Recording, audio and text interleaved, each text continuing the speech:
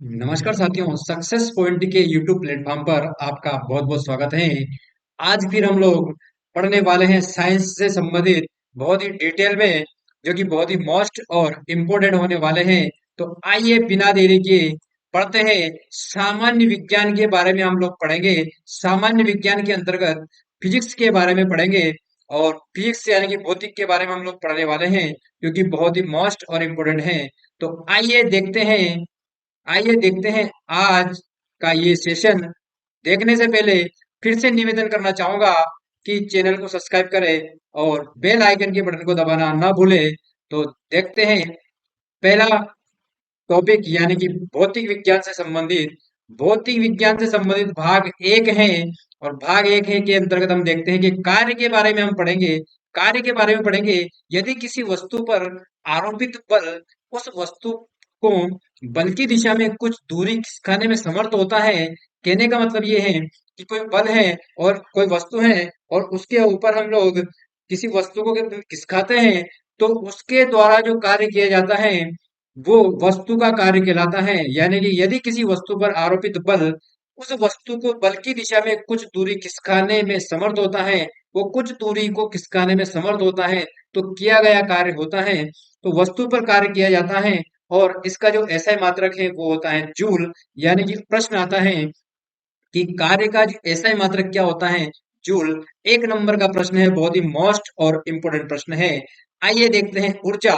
ऊर्जा के बारे में देखेंगे, तो पहला पॉइंट है ऊर्जा के बारे में।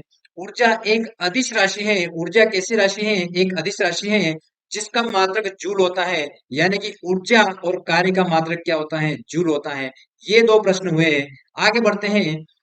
किसी विलगत माध्यम में सभी प्रकार की ऊर्जाओं का योग प्रत्येक समय नियत रहता है। यह ऊर्जा संरक्षण का सिद्धांत कहलाता है। यानी कि ऊर्जा संरक्षण का जो सिद्धांत है वो क्या है कि ऊर्जा का जो योग होता है वो हमेशा नियत रहता है। ऊर्जा का जो योग होता है वो हमेशा नियत रहता है, और यही ऊर्जा संरक्षण का नियम कहलाता है। और यही ऊर्जा संरक्षण का नियम कहलाता है। आगे बढ़ते हैं, शक्ति के बारे में हम लोग देखेंगे। और देखेंगे शक्ति की जो इकाई होती है वो वाट होती है। शक्ति की इकाई जो होती है वो वाट होती है। बहुत ही मोस्ट और इम्पोर्टेंट प्रश्न है और इम्पोर्टेंट टॉपिक है, जिसमें प्रत्येक एग्जाम में प्रश्न आते हैं। प्रत्येक एग्जाम में प्रश्न देखने को आपको मिलेंगे। तो आइए देखते हैं। एक वाट घंटा जो होता है वो 3600 जूल के बराबर होता है। एक वाट घंटा जो होता है वो 3600 जूल के बराबर होता है। और अगला पॉइंट है कि एक किलो वाट घंटा जो होता है वो 3.6 into 10 to the power 6 joule होता है। यानी कि जो 1 किलोवाट घंटा होता है वो 3.6 गुणे 10 की घात 6 जूल के बराबर होता है। अगला पॉइंट है, एक अश्व शक्ति बराबर 746 वाट होता है। एक अश्व शक्ति बराबर क्या होता है? 746 वाट होता है। मोस्ट इंपोर्टेंट पॉइंट है, जो कि एग्जाम में हमेशा पूछा जाता है। आइए देखते हैं, आगे बढ़ते हैं। और आगे बढ़ते हैं तो लेकिन मैं फिर से निवेदन करना चाहूंगा आगे बढ़ने से पहले कि अभी तक जिसने चैनल को सब्सक्राइब नहीं किया है वो चैनल को सब्सक्राइब करें, और बेल आइकन के बटन को दबाना ना भूलें, जिससे प्रत्येक वीडियो की नोटिफिकेशन आपके पास आसानी से पहुंच जाए। और आइए देखते हैं अगला पॉइंट, यानी कि गुरुत्वाकर्षण के बारे में हम लोग देखेंगे। गुरुत्वाकर्षण होता क्या है? गुरुत्वाकर्षण होता क्या है? तो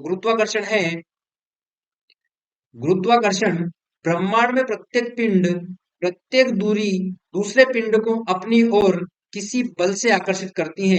ब्रह्मांड में जितने भी पिंड हैं वो प्रत्येक पिंड एक दूसरे पिंड को अपनी एक दूसरे से आकर्षण करते हैं। तो इस बल को गुरुत्वाकर्षण बल कहते हैं। गुरुत्वाकर्षण बल कहते हैं। पृथ्वी का जो गुरुत्वाकर्षण बल है वो गुरुत्व बल कहलाता है। पृथ्वी का जो गुरुत्वाकर्षण बल है वो क्या कहलाता है? वो गुरुत्व बल कहलाता है। आगे देखते हैं। किसी पिंड में गुरुत्वाकर्षण बल के कारण उत्पन्न त्वरण गुरुत्वीय त्वरण कहलाता है। अगर कोई पिंड है और गुरुत्वाकर्षण बल के कारण उत्पन्न हो रहा है, तो उस त्वरण को क्या कहते हैं? उस त्वरण को कहते हैं गुरुत्वीय त्वरण कहते हैं। उस त्वरण को क्या कहते हैं? गुरुत्वीय त्वरण कहते हैं। और इसका जो मान होता है वो 9.8 मीटर प्रति सेकंड स्क्वायर होता है। यानी कि गुरुत्वीय त्वरण का जो मान होता है वो होता है 9.8 मीटर प्रति सेकंड स्क्वायर होता है। आगे बढ़ते हैं कि गुरुत्वाकर्षण बल का मान वस्तु के रूप में आकार और द्रव्यमान से स्वतंत्र होता है। गुरुत्वाकर्षण बल का मान जो होता है वो वस्तु के आकार में और द्रव्यमान में स्वतंत्र होता है। अगला पॉइंट देखते हैं, पलायन चाल। पलायन चाल वह न्यूनतम चाल है जिससे कोई पिंड पृथ्वी की गुरुत्वाकर्षण क्षेत्र से बाहर निकल जाता है और वापस कभी लौटकर नहीं आता है। इस सतह पर पलायन चाल का मान होता है 11.2 किलोमीटर प्रति सेकंड। यानी कि पलायन वेग जो होता है, अगर हम किसी पिंड को 11.2 किलोमीटर प्रति सेकंड की रफ्तार से फेंकेंगे तो, तो वो वापस पृथ्वी पर नहीं आएगा, इसे बोलते हैं पलायन वेग। इसके ऊपर हमेशा क्वेश्चन बनते हैं। आईएमपी फैक्ट है, आईएमपी फैक्ट है जो कि बहुत ही मोस्ट और इम्पोर्टेंट है। आगे बढ़ते हैं, आगे बढ़ते हैं और देखते हैं, चंद्रमा की सतह पर पलायन चाल का मान जो होता है वो 2.4 किलोमीटर प्रति सेकंड है। चंद्रमा की जो सतह होती है उसके ऊपर जो पलायन चाल का जो मान होता है वो होता है 2.4 किलोमीटर प्रति सेकंड होता है। 2.4 किलोमीटर प्रति सेकंड होता है। निम्न पलायन वेग के कारण चंद्रमा पर कोई वायुमंडल नहीं है। ये कहने का मतलब ये है कि पलायन वेग, निम्न पलायन वेग के कारण चंद्रमा पर कोई वायुमंडल ही नहीं है।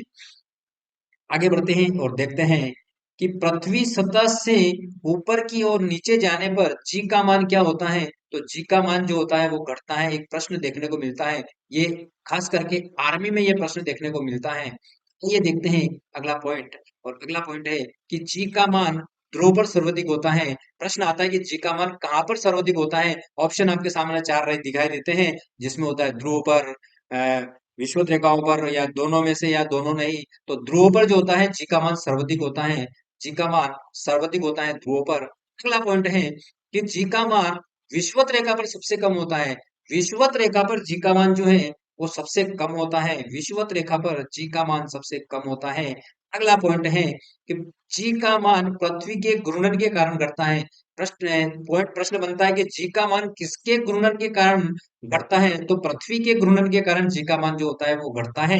अगला पॉइंट देखते हैं कि जी का मान पृथ्वी की कोणीय गति के बढ़ने से के साथ घटता है और कोणीय गति के घटने के साथ बढ़ता है। यहाँ पर अपोजिट क्रम से है कि जी का जो मान है वो पृथ्वी के कोणीय गति के बढ़ने के साथ घटता है और कोणीय गति के घटने के साथ बढ़ता है।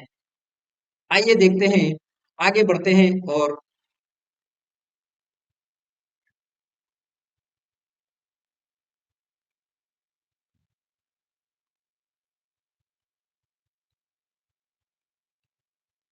अगला पॉइंट है, चंद्रमा के गुरुत्वाकर्षण बल का मान पृथ्वी के गुरुत्वाकर्षण बल का 1/6 होता है। पृथ्वी के गुरुत्वाकर्षण बल का कितना होता है? 1/6 होता है। तो किसी व्यक्ति का भार चंद्रमा की सतह पर उसके भार का 1/6 ही होगा। ये पॉइंट जो है बहुत ही मोस्ट और इम्पोर्टेंट पॉइंट है, आईएमपी पॉइंट है, हर एक एग्जाम में देखने को मिलता है। और अगला चैप्टर यानी कि अगला टॉपिक है उपग्रह। उपग्रह के बारे में कुछ इंपोर्टेंट, मोस्ट और इम्पोर्टेंट पॉइंट दिए हैं कि उपग्रह वे प्राकृतिक अथवा कृत्रिम पिंड हैं जो किसी ग्रह के परितः उसके गुरुत्वाकर्षण बल के अधीन चक्कर लगाते हैं। उसके गुरुत्वाकर्षण बल के अधीन चक्कर लगाते हैं। चंद्रमा पृथ्वी का एक प्राकृतिक उपग्रह है। चंद्रमा जो है पृथ्वी का एक प्राकृतिक उपग्रह है, जबकि इनसेट भी एक कृत्रिम उपग्रह है। चंद्रमा जो है एकमात्र प्राकृतिक उपग्रह है और इनसेट भी जो है एक कृत्रिम उपग्रह है, यानी कि ये बनाया गया उपग्रह है। अगला पॉइंट है, पृथ्वी की सतह के समीप घूर्णन कर रहे उपग्रह का घूर्णन काल 1 घंटा 24 मिनट यानी कि 34 मिनट होता है। अगला पॉइंट है, भू स्थायी उपग्रह पृथ्वी की कक्षा के परितः लगभग 36,000 किलोमीटर की ऊंचाई पर चक्कर लगाते हैं। अगला पॉइंट है, किसी भू स्थानिक उपग्रह का परिक्रमण काल जो होता है वो 24 घंटे का होता है। वो कितने घंटे का होता है? वो 24 घंटे का होता है। अगला पॉइंट है कि पृथ्वी अपनी दूरी पर पश्चिम से पूर्व की ओर घूर्णन करती है। इस घूर्णन के कारण सूर्य और अन्य तारे पूर्व से पश्चिम गति करते हुए दिखाई देते हैं। अगला पॉइंट है, एक भू सामायिक उपग्रह भू सामायिक कक्षा में स्थित वह उपग्रह है जिसकी परिक्रमण या परिचक्रण समय अवधि पृथ्वी के चक्रण काल के समान होती है।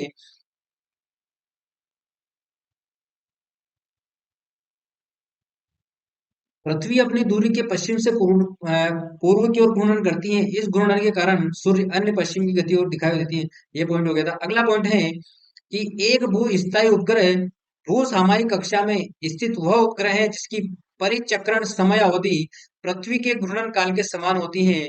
अगला पॉइंट है कि भू सामयिक उपग्रह की एक विशेष भू स्थितिक उपग्रह है जिसकी एक भू स्थिति कक्षा होती है जो पृथ्वी की विषुवत रेखा के ठीक ऊपर वृत्तीय भू सामयिक कक्षा होती है। अगला पॉइंट है भू स्थितिक उपग्रह का प्रयोग विश्व के एक भाग से दूसरे भाग में टीवी कार्यक्रमों के प्रसारण, मौसम की भविष्यवाणी जैसे बाढ़ और सूखे की संभावना व्यक्त करने में होती है। भू स्थायी उपग्रह जो है बहुत ही इंपॉर्टेंट है कि टीवी पर जो कार्यक्रम प्रसारण होता है और भविष्यवाणी जो होती है जैसे कि सूखे या बाढ़ की संभावना व्यक्त की जाती है वो इसके द्वारा ही की जाती है। और आज का लास्ट पॉइंट है कि ध्रुवीय उपग्रह पृथ्वी की ध्रुवीय कक्षा के परितः लगभग 800 किलोमीटर की ऊंचाई पर चक्रण करते हैं। इन उपग्रहों का प्रक्रमण काल जो होता है वो 84 मिनट 84 मिनट का होता है। दोस्तों ये रहे आज के कुछ मोस्ट और इम्पोर्टेंट टॉपिक से संबंधित कुछ मोस्ट पॉइंट जो कि आने वाली प्रत्येक एग्जाम में आते हैं। और इसी के साथ मिलते हैं कल अगले लेक्चर में। जय हिंद, जय भारत, वंदे मातरम, जय श्री कृष्ण, राधे राधे।